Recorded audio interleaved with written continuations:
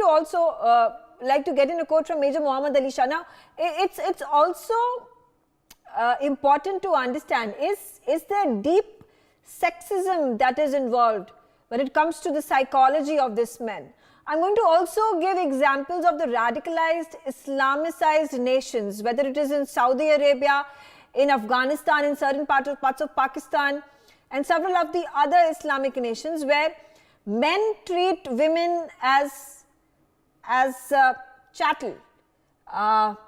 They would want to cover their women in burqa, they would marry multiple women, and having a woman is as a conquest as it's looked as. It's their right, it's their property that they own.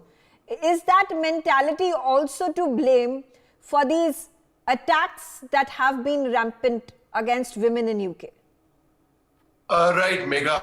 Firstly, I think it's a very, very brave of UK Home Secretary Suella Braverman, and she stands true to her surname, where she calls a spade, and of course, there is going to be opposition from Pakistan. It's expected. They will not deny it. They will. Have you ever heard a chor, a thief saying, "Haan, main chor hu"? They will never say. They'll always deny it. They'll say, "No, we haven't done this theft." So it is but obvious that Pakistan is going to deny it.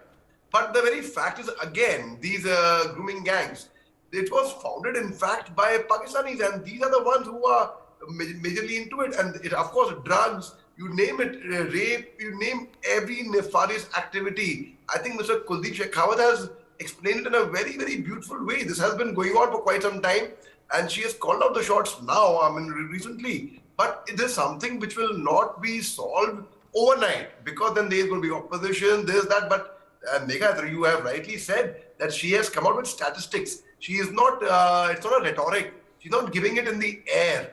She has a substance, proper facts to prove it.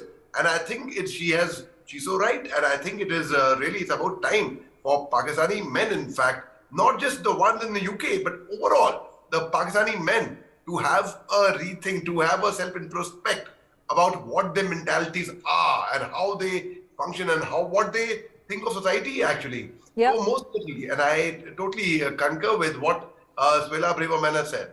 Okay. Major Mohammed Ali Shah, now I'm going to understand, this is a malicious attack on the rights of women and of children as well, because these communities are rampant where there are vulnerable children. The community, vulnerable children are in increased numbers. Now, is this again turning a blind eye, because something similar is happening in Xinjiang, where the women and the children are being raped? There are entrenchment camps, there are re-education camps, and under the garb of these re-education camps, these children, these women are being harassed, but everybody ignores it. The world community turns a blind eye, and despite sanctions being imposed, nothing really actually has been concretely done about the matter. This is a human rights issue taking place right in the heart of United Kingdom. Why has there not been a hue and cry made up until Suella Braverman picks this up? Nega, absolutely. They have been they've been ignoring it. Usko Hindi mein kehte hain, nazarandaz kar rahe the. They have been, because of secularism, so-called, they wanted it, it will lead to problems, it will lead to, they were brushing it on the carpet. They knew it was existing, it was happening.